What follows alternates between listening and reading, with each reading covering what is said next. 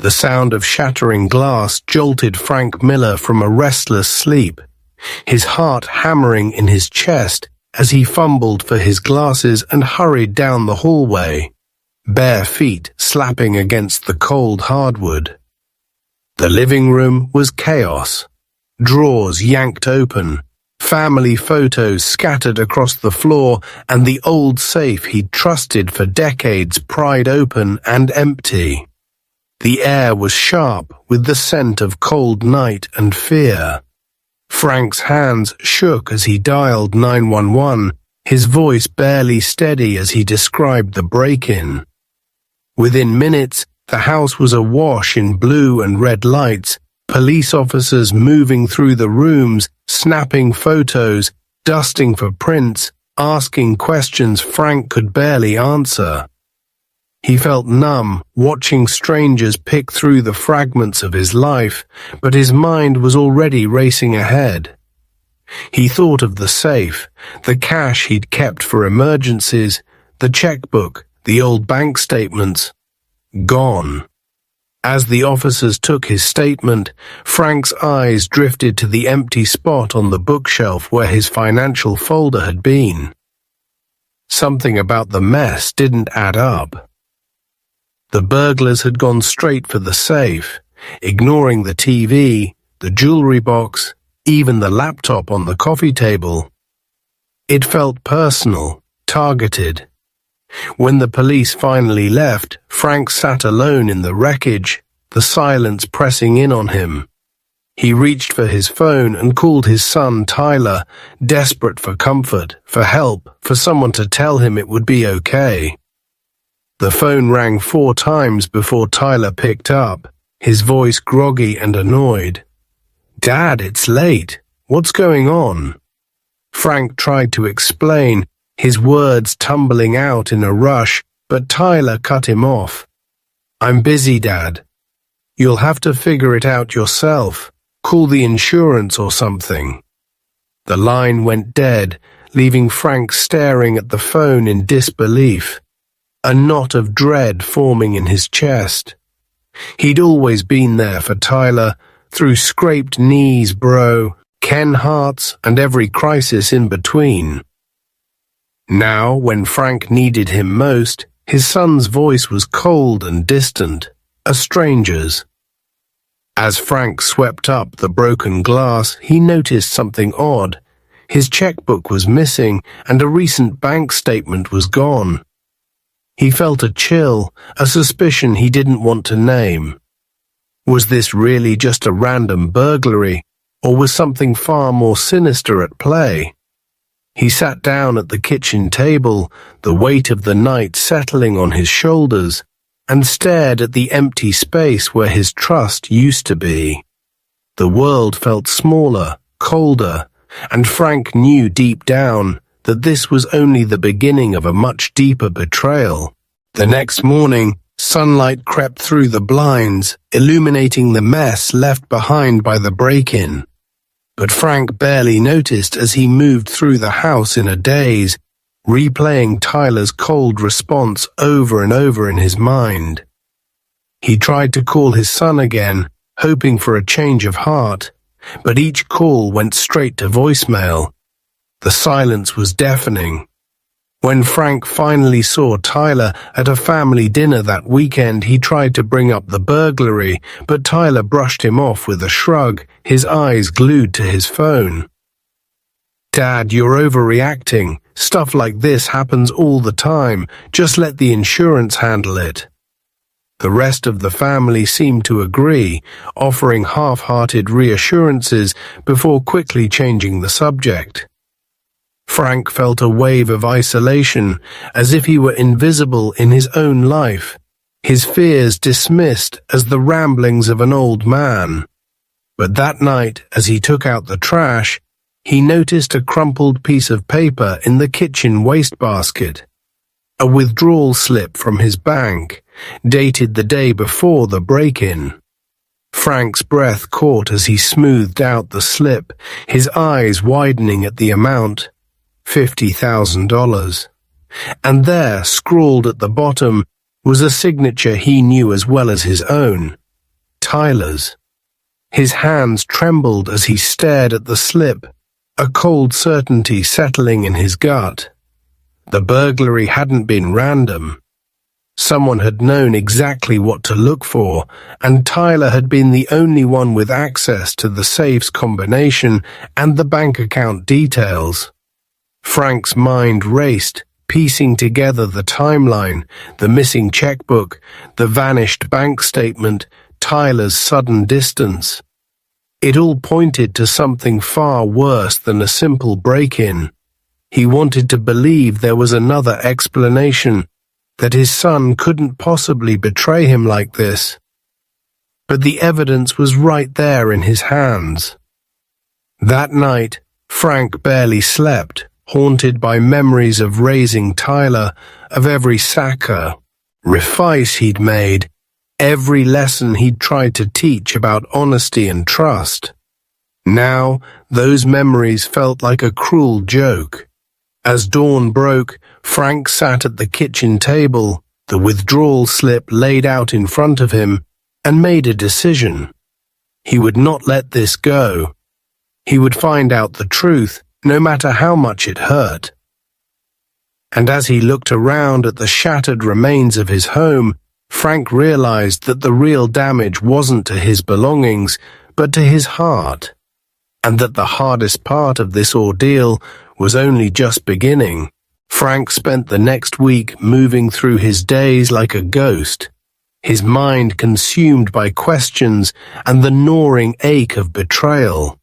He tried to act normal around the family, but every time he looked at Tyler, he saw not his son, but a stranger, someone capable of stealing from his own father and lying to everyone's face. Frank started his investigation quietly, careful not to tip his hand. He dug through old bank statements, comparing signatures and dates, and found a pattern of small withdrawals leading up to the big one, each one just under the threshold that would trigger a bank alert. He checked the safe again, noticing that only the cash and financial documents were missing. Nothing else had been touched. The more he looked, the clearer it became. Whoever had broken in knew exactly what to take and where to find it. Frank's heart ached as he remembered teaching Tyler the combination to the safe years ago, trusting him with the family's most important secrets. Now that trust felt like a weapon turned against him. He printed out every suspicious transaction, highlighting the ones that matched Tyler's handwriting or overlapped with times Tyler had visited. He even checked the security camera he'd installed above the garage, but the footage from the night of the break-in was mysteriously missing. Frank's suspicion deepened. He started keeping a journal, writing down every odd interaction, every evasive answer Tyler gave, every time Tyler avoided his calls or changed the subject. He noticed how Tyler's stories never quite lined up, how he claimed to be working late on the night of the burglary, but his car had been parked 2 blocks away, according to a neighbor. Frank's world shrank to a single, burning question. Why? Why would his own son do this to him?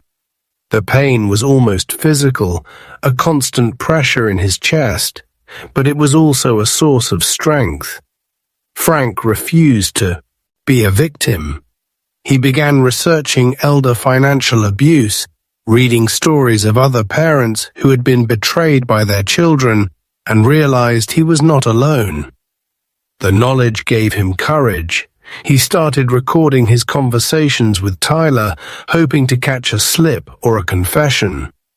He even reached out to a trusted friend at the bank, asking for help accessing transaction records and security logs. Every night, Frank sat at his kitchen table, surrounded by papers and memories, piecing together the puzzle of his own life. The evidence was mounting, but so was the heartbreak. Still, Frank pressed on, determined to uncover the truth. even if it meant shattering what was left of his family. As he stared at the growing stack of proof, Frank knew he was getting closer to the answer and that the next step would change everything. The tension in the Miller family reached a breaking point the night Frank finally decided to confront Tyler. He waited until after Sunday dinner, when the dishes were cleared and the rest of the family had settled into the living room, laughter and conversation echoing from the next room. Frank called Tyler into the kitchen, his voice steady but his hands trembling as he laid out the evidence: bank statements, withdrawal slips, and the missing checkbook. "Tyler, I need you to be honest with me. Did you take the money?" For a moment, Tyler's eyes flickered with something Frank couldn't read. Fear, guilt, or maybe just annoyance. Then Tyler's face hardened and he shook his head, his voice rising in practiced outrage.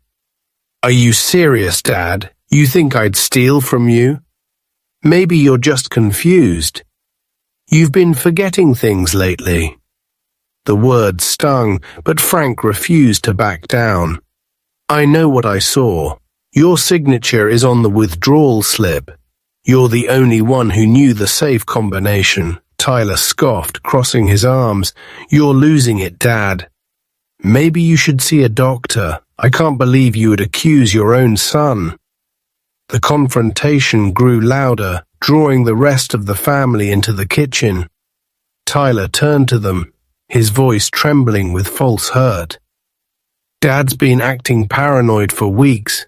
He's accusing me of things I'd never do. I think he needs help." The family looked at Frank with a mix of concern and skepticism, their trust in him wavering. Frank felt the ground shift beneath his feet, the pain of betrayal deepening as his own children doubted him. But he refused to let Tyler's lies win. He started recording their conversation on his phone, capturing every denial, every attempt to gaslight him. "I'm not crazy, Tyler. I just want the truth." Tyler stormed out, slamming the door behind him, leaving the family in stunned silence.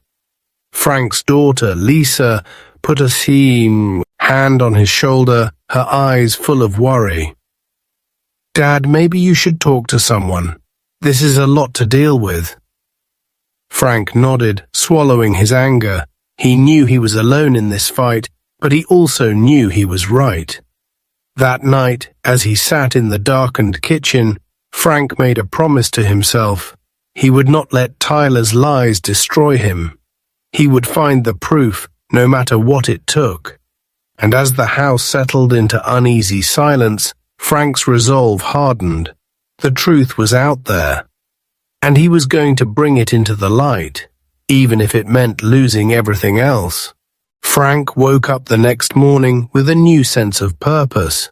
The sting of Tyler's denial still fresh but fueling his resolve. He gathered his stack of evidence, tucked it into a worn leather folder, and drove to the local branch of his bank, the same one he'd trusted for decades. The lobby was quiet, the air cool and sterile, but Frank's heart pounded as he approached the counter and asked to speak with the branch manager. Mrs. Carter, a woman he'd known for years, greeted him with a concerned smile. "Frank, what brings you in today?" He explained the situation in a low voice, careful to keep his emotions in check, and asked if there was any way to review the security footage from the day of the $50,000 withdrawal. Mrs. Carter hesitated, citing privacy rules, but Frank's desperation was clear. "Please, I just need to know who took my money. I think it was my son." After a long pause, she agreed to help, leading him to a small office in the back. Together, they watched the grainy footage from the day in question. Frank's breath caught as he saw Tyler walk up to the teller window, baseball cap pulled low, glancing nervously over his shoulder. The timestamp matched the withdrawal slip exactly. Tyler handed over the checkbook, signed the slip, and left with a thick envelope. Frank's life savings. Gone in seconds. Mrs. Carter's face was grave as she printed a copy of the footage and the transaction record. "I'm so sorry, Frank. This is hard to watch." Frank's hands shook as he slid the evidence into his folder. The truth now undeniable.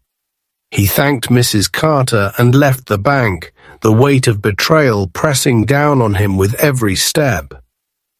In the parking lot, he sat in his car, staring at the footage on his phone, tears stinging his eyes. He thought of all the times he'd bailed Tyler out, all the second chances, all the trust he'd given without question. Now it felt like ever. Memory had been poisoned. But Frank refused to let grief paralyze him. He drove straight to his lawyer's office, determined to take action. The receptionist looked up in surprise as he entered, but Frank's voice was steady. "I need to file charges. My son stole from me, and I have proof." As he handed over the folder, Frank felt a strange sense of relief. The burden of doubt was gone, replaced by the cold clarity of truth. He knew the road ahead would be painful, that the family would be torn apart by what he was about to do. But he also knew he had no choice. Tyler had crossed a line, and Frank was done protecting him from the consequences. As he left the lawyer's office, the sun was setting, casting long shadows across the quiet street. Frank took a deep breath, feeling both older and stronger than he had in years. The fight for justice had begun, and this time he would not back down. Frank spent the next 2 days in a haze of anxiety and determination, rehearsing what he would say and bracing himself for the fallout. He called a family meeting for Sunday afternoon, insisting that everyone be there. No excuses. The living room was tense as the family gathered, the air thick with confusion and worry. Tyler arrived last, his expression guarded, eyes darting from Frank to the others. Frank stood in front of the fireplace, folder in hand, his voice steady but his heart pounding. "I know this isn't easy, but I need you all to hear the truth." He laid out the bank statements, the withdrawal slip, and finally the grainy security footage. The room fell silent as Tyler's face appeared on the screen, unmistakable even with the baseball cap pulled low. Frank's daughter Lisa gasped, her hand flying to her mouth. Tyler's wife stared at him in disbelief. "Tyler, is that you?" Tyler tried to talk his way out, his voice trembling. "Dad, I was just helping with some investments. You said you wanted to move money around, remember?" But the lies unraveled quickly. Frank played the audio recording from their last conversation, Tyler's denials echoing through the room. "You lied to me, to all of us," Frank said, his voice breaking. "You stole from your own father and then tried to make me look crazy." Tyler's defenses crumbled as the family pressed him for answers. He stammered, then finally broke down, admitting he'd taken the money to cover gambling debts and had planned to pay it back before anyone noticed. The family was stunned, the betrayal cutting deeper than any of them had expected. Frank's heartbreak was visible, but so was his resolve. "You need to leave, Tyler. I can't trust you in this house anymore." Tyler pleaded for forgiveness, but Frank stood firm, refusing to be manipulated any longer. The rest of the family rallied around Frank, apologizing for dubaï, him and promising to support him through the legal process. As Tyler packed his things and left, the house felt both emptier and lighter. Frank sat in his favorite chair, exhausted but relieved, knowing he had finally brought the truth into the light. The pain of betrayal lingered, but so did a new sense of strength. For the first time in months, Frank felt like he could breathe again. The hardest part was over, but the fight for justice and for healing was just beginning.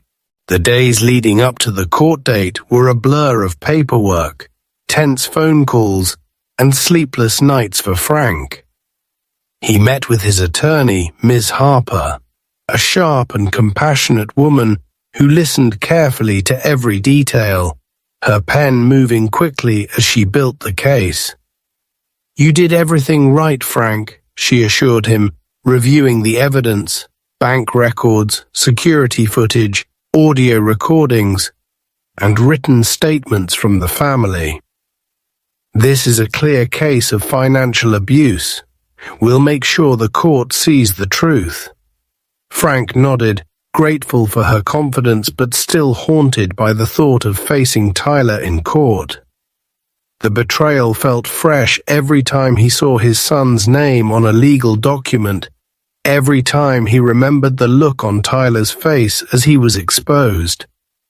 The family tried to be supportive, but the tension was palpable, old wounds reopening with every new development.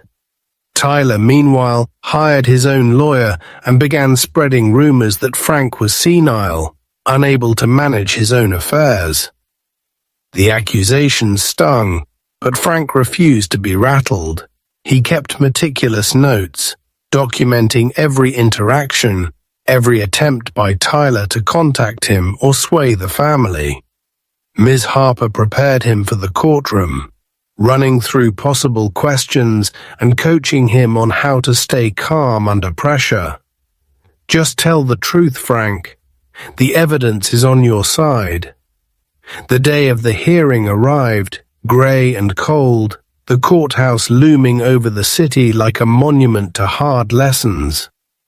Frank sat in the waiting area, his hands folded tightly in his lap, heart pounding as he watched Tyler pace the hallway, avoiding his gaze.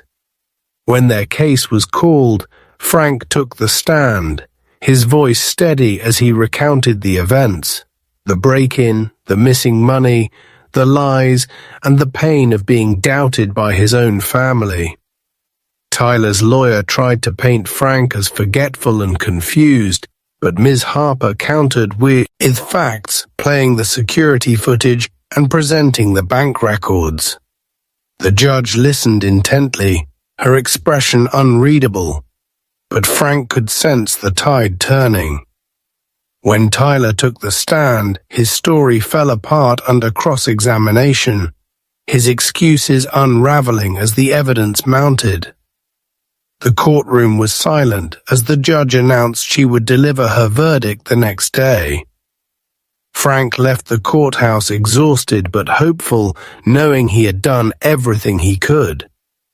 That night, as he sat by the window watching the city lights flicker, Frank felt a strange sense of peace.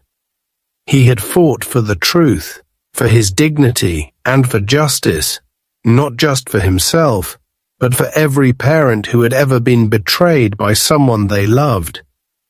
The outcome was out of his hands now, but Frank knew he had already won the most important battle, refusing to be silenced or shamed by his own son. The morning of the verdict, Frank arrived at the courthouse early, the air crisp and heavy with anticipation.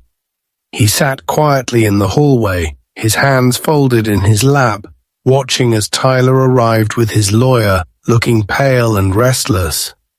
The rest of the family filtered in, their faces drawn with worry and hope, the weight of months of tension pressing down on everyone. When the bailiff called their case, Frank's heart pounded as he entered the courtroom. The familiar faces of his family blurring in the sea of strangers. The judge took her seat, her expression grave as she shuffled through the thick stack of evidence. "This case is about more than money," she began, her voice echoing in the silent room. "It's about trust, family, and the responsibilities we owe to one another." She recounted the facts, the break-in, the missing funds, the security footage, and the conflicting stories. Tyler's lawyer made one last attempt to cast doubt, but the judge cut him off, her tone final. "The evidence is clear. Mr. Miller, you have been the victim of a calculated theft by your own son. The court finds in your favor." A collective gasp rippled through the room. Tyler's shoulders slumped, his bravado gone, as the judge continued. "Mr. Tyler Miller, you are ordered to repay the full amount of $50,000 to your father, and you will face additional penalties for fraud and elder financial abuse." The words hung in the air, heavy and inescapable. Frank felt a wave of relief and sorrow crash over him, relief that justice had been served, sorrow for the son he'd lost to greed and lies. The family sat in stunned silence, the reality of Tyler's actions settling in. Lisa reached over and squeezed Frank's hand, tears in her eyes. "I'm so sorry, Dad. We should have believed you." Frank nodded, his own eyes shining. "It's over now. We can start to heal." As the courtroom emptied, Tyler avoided everyone's gaze, his future uncertain. Frank walked out into the sunlight, the weight of months of fear and doubt finally lifting from his shoulders. He knew the road ahead would be long, that forgiveness would not come easily, but for the first time in a long while, he felt hope. The truth had been seen, his dignity restored, and the family, though shaken, had a chance to rebuild. That night, Frank sat on his porch, the cool breeze on his face, and allowed himself to breathe deeply, knowing he had faced the ultimate betrayal and emerged with his head held high.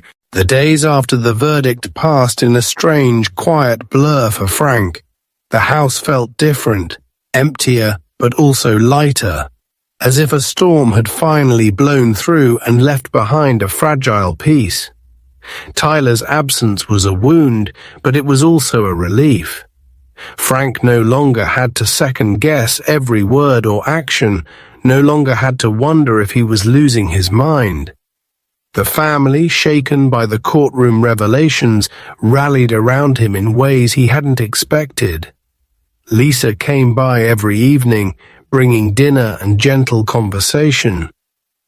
Her guilt for doubting him clear in every gesture.